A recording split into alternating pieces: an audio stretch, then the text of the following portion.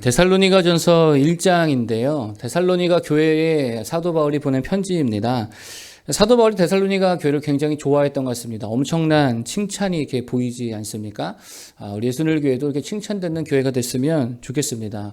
개인도 마찬가지죠. 칭찬 듣는 그런 교인이 되어야죠. 책망만 들으면 그거 뭐 아쉽지 않습니까? 근데 데살로니가 교회의 칭찬 중에 하나가 뭐냐? 그들은요, 믿음과 사랑과 소망이 충만했다라고 하는 거예요. 제가 요즘에 이렇게 생각하는 게 있습니다. 그게 뭐냐? 좀 가치를 심어줘야겠다 이런 생각이 좀 들어요. 그러니까 우리가 너무 피상적으로 뭐 돈 따라 사람 따라 그러니까 너무 피상적으로 살아가는 것 같아서 중심이 좀 이렇게 그럴 때 흔들리지 않습니까? 중심이 흔들리지 않는 인생이 되려면요, 가치를 붙들면 되거든요. 제가 어제 책을 보는데 최석이라고 하는 우리나라의 순천의 유명한 사또였던 분이 계십니다. 최석. 거기 이제 순천에 가면 팔마비라는 게 있대요. 팔마비. 8개의 말, 그 비예요. 그러니까 뭐냐면 사또, 그때 당시에 3년씩 이제 사또를 하다가 이제 전직을 했는데 옮겨갈 때마다 그 지역의 백성들이 예우를 하는 거죠. 그러니까 8마리의 말을 줬다는 거예요. 그러니까 그때 당시 말 한 마리가 뭐 지금 최소 자동차 한 대 값은 되지 않겠습니까? 그러니까 백성들이 힘든 거예요. 근데 최석일이 붙든 게 뭐냐?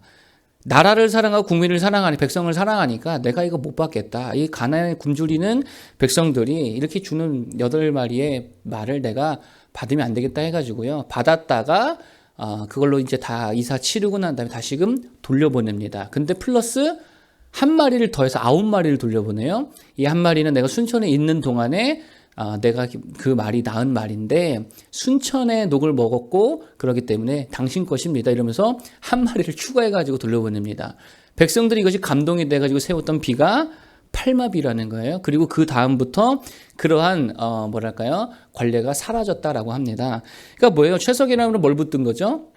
가치를 붙든 거예요. 가치를 붙으니까 사람이 가볍지가 않고 되게 무게감 있는, 중심이 흔들리지 않는 그런 모습을 보이더라라는 것입니다.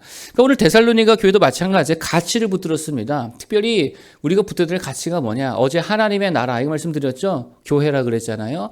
데살로니가 교회도 마찬가지입니다. 그런데 특별히 조금 더 다른 부분들을 한번 이야기한테 본다라고 한다면 이들이 붙든 거는 3절에 보니까 믿음과 사랑과 소망을 붙들었다는 거예요. 이 가치를 확실하게 붙들었다라는 것입니다. 여러분, 우리도 믿음과 사랑과 소망 이거 붙들고 살았으면 좋겠습니다. 우리 세상의 가치 아니죠. 하나님을 향한 믿음, 하나님을 향한 소망, 하나님을 향한 사랑, 이게 우리의 중심에 딱 잡혀 있을 때에 흔들리지 아니하는 모습으로 설 수 있더라라는 것입니다. 믿음이 뭡니까? 여러분, 믿음은요 이런 것 같아요. 제가 한번 고민해 봤더니 결국 믿음이 뭐냐? 누구를 예배하느냐에 대한 거예요. 누구를 예배하느냐? 예배가 뭡니까? 예배는 우선순위거든요. 누가 너에게 가장 큰 우선순위가 되느냐? 가장 먼저가 되느냐? 결국 이게 믿음의 싸움입니다. 그러니까 우리가 하나님을 믿는다라고 한다면 누가 우선이 되는 거예요? 하나님이 나에게 가장 최우선이 되는 거예요. 그게 믿음이라는 거예요. 여러분 생각해 보세요. 사람도요. 두 사람이 나에게 얘기해 주는데 말이 달라요. 누구 믿을 거예요? 누가 우선이 돼요? 내가 믿는 사람, 그 사람이 나에게 항상 우선이 되는 거예요. 똑같은 거를 얘기한다, 두 사람이 얘기한다 그랬을 때 내가 믿는 사람이 항상 우선이 되는 겁니다. 믿지 않으면요 항상 차선이고요, 후선이고요. 그거 들을 가치가 없는 거예요. 그러니까 내가 하나님을 믿는다라고 하면 하나님의 말씀이 나에게 우선이 되는 거고요.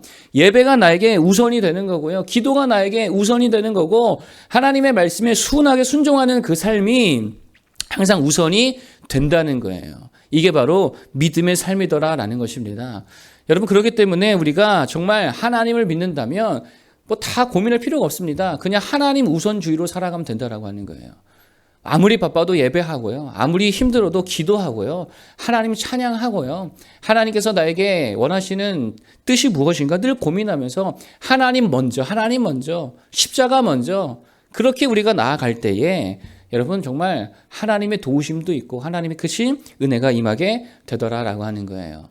여러분 어제도 말씀드렸잖아요. 모세가 조건을 구하지 않았다 그랬죠. 뭘 구했습니까? 하나님을 구했습니다. 하나님 우선이었습니다. 그러니까 조건이 우선이 되지가 않았어요. 뭐 돈이 우선도 아니고요. 무슨 뭐 필요한 어떤 나의 필요가 우선이 되지도 않았습니다. 여러분 나의 필요만을 구하는 신앙이다. 그거 온전한 믿음이 아니지요. 여러분 가나안 신앙이 그런 거 아니겠어요? 내 필요를 구하는 거 아니겠어요?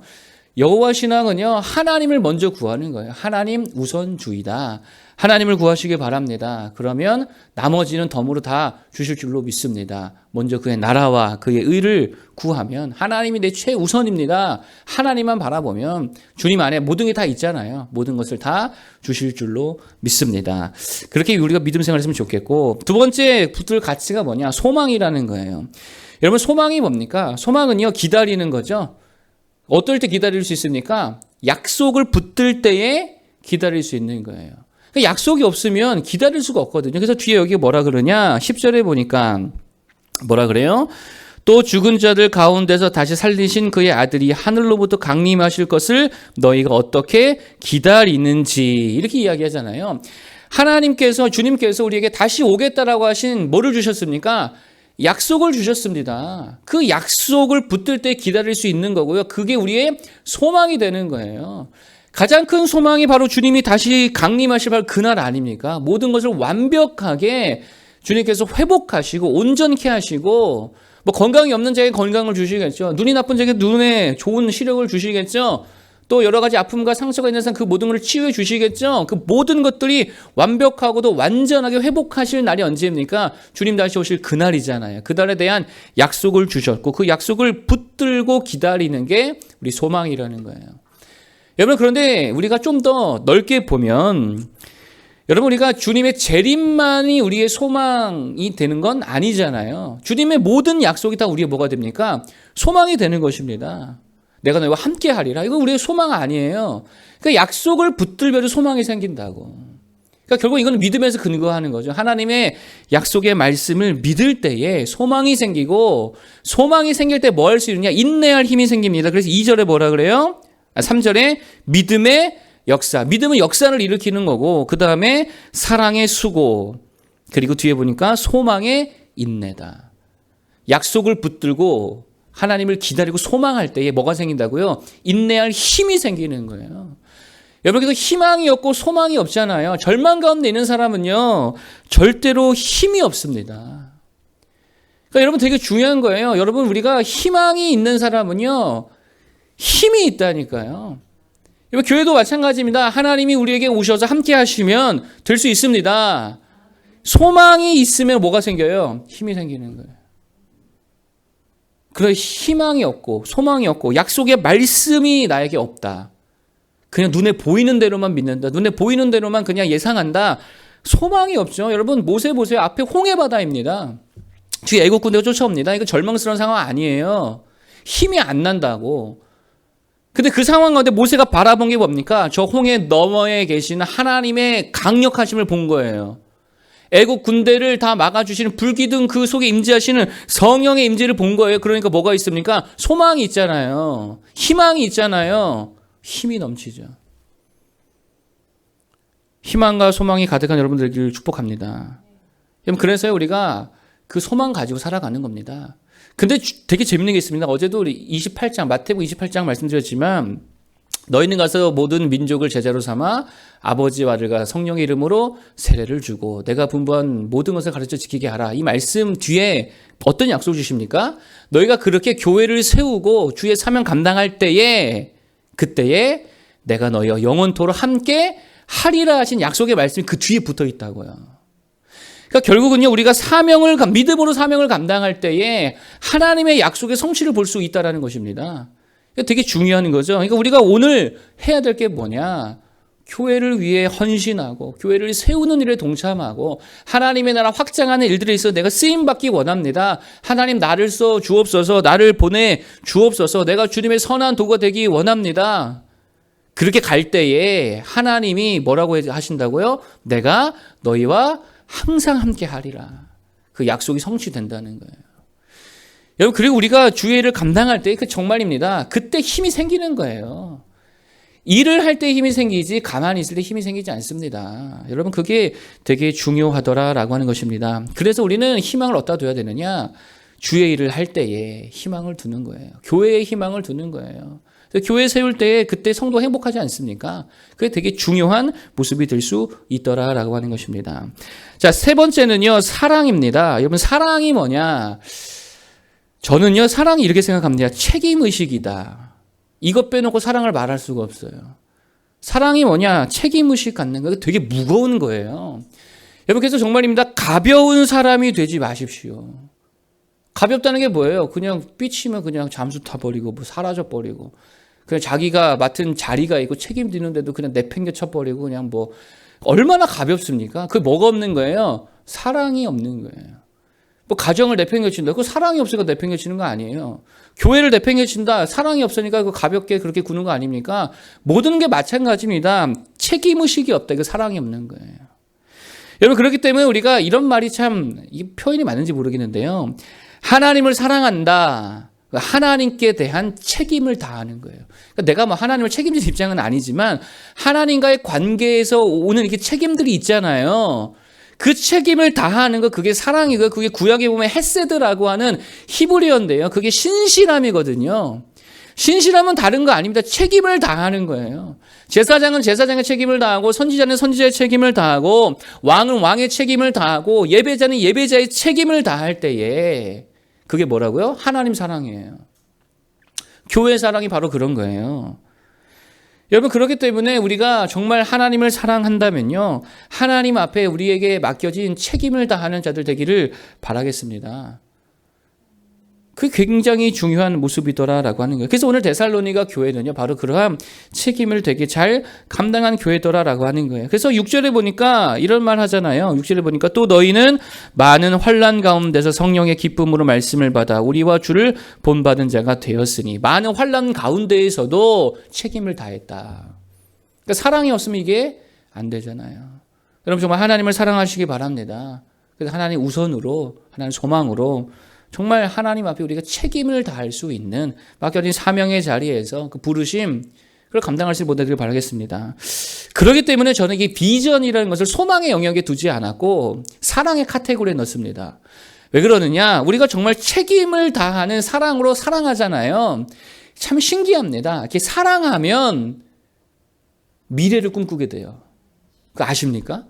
사랑이 없잖아요. 미래를 생각하지 않아요. 사랑하지 않는 사람과 미래를 생각해요? 아니죠. 사랑할 때에 미래를 함께 꿈꾸는 거예요. 굉장히 중요합니다. 내가 그럴 때 교회를 사랑하잖아요. 그럼 교회 부흥을 꿈꾸게 되어 있어요. 교회 성장을 꿈꾸게 되어 있어요. 하나님을 사랑하잖아요. 그럼 하나님과 함께하는 내 삶의 미래를 꿈꾸게 되어 있습니다. 그러니까 사랑과 비전은요, 연결되어 있다는 거예요. 여러분, 비전을 품으시기 바랍니다. 나이와 상관없이 하나님께서 허락하신 비전을, 그 미래를 꿈꾸시기 바랍니다. 하나님께서 사랑하고 내가 또 하나님을 사랑하면 미래가 열려 있잖아요. 미래가 보장되어 있잖아요. 그건 비전이 있다고요. 그래서 여러분들, 사랑이 풍성한 교회 특징이 뭐냐? 비전이 있어요.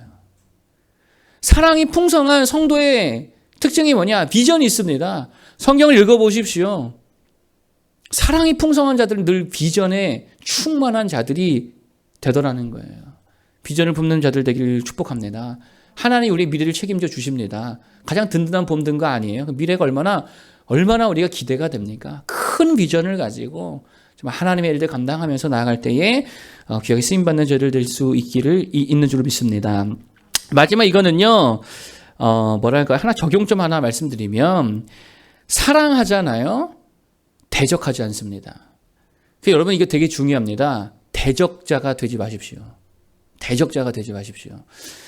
제가요, 저는 이렇게 무슨 음란의 영이다, 대적의 영이다, 게으름의 영이다, 영이다라고 표현하는 거 별로 안 좋아하거든요. 귀신론을 별로 안 좋아하기 때문에. 공감은 되더라고요. 어떤 목사님과 제가 이제 주중에 만나서 얘기하는데 그분이 그런 얘기를 하시는 거예요. 설교를 하다 보면 누가 자꾸 신경이 쓰인다는 거예요. 이 사람 눈치가 보인다는 거예요. 어떤 특정한 사람이. 그런데 그분은 그렇게 표현하더라고요. 그게 왜 그러느냐? 그 사람에게 대적의 영이 있어서 그렇다. 이런 말을 하더라고요. 대적의 영이기 때문에 자꾸 이게 영적으로 부딪힌다는 거죠. 그러니까 말씀을 자꾸 밀어내고 대적하니까 눈치가 보이고 그렇다는 거예요. 근데 이게 설교 때문에 그러진 않습니다. 무슨 일을 할 때에도 이렇게 눈치가 보이는 관계가 있잖아요. 그게 왜 그러느냐? 이게 뭔가 대적 관계가 있다라고 하는 거죠. 여러분, 근데 그게 왜 그러느냐? 사랑이 없으면 그렇게 되는 거예요. 그러니까 속으로 이게 대적에 귀신이 붙었다 뭐 이렇게까지 표현하고 싶지 않지만 대적하는 마음이 있는 거예요. 반대하는 마음이 있고요. 이렇게 반발하는 마음이 있기 때문에 눈치가 보이고 그게 느껴지는 거죠. 사실상 그 마음으로 심리적으로. 여러분, 그렇기 때문에 그게 왜 그러냐면 사랑이 없기 때문에 그렇습니다. 사랑하면요 순하거든요. 용납하거든요. 받아들이거든요. 뭔가 마음에 안 들어도 그래 따라가자. 그렇게 함께 하자. 이런 마음이 들지, 사랑이 없으면요 속으로 시큰둥하고요.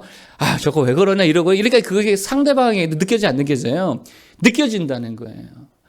여러분, 그렇기 때문에 누군가에게 눈치 주지 마시고 대적하지 마시고 반발하지 마십시오. 사랑함으로써 그냥 포용해 주는 거예요. 사랑함으로 함께 가는 거예요. 그러면 연합해서 순한 마음으로 갈 때에 그 공동체가 세워지는 거지. 말은 못하고 속으로 반대하고 있고 저거 왜 저러나 이러고 있으면 서로가 다 느껴진다라고 하는 것입니다. 여러분, 그렇기 때문에 주님의 사랑으로 사랑하며 책임을 다하면서 잘 수용하고 포용하면서 연합된 모습으로 정말 우리가 주님의 일들을 감당하는 예수늘 교회가 되기를 바라겠습니다. 그래서 정말 데살로니가 교회처럼 칭찬되는 교회 되기를 축복합니다. 기도하겠습니다.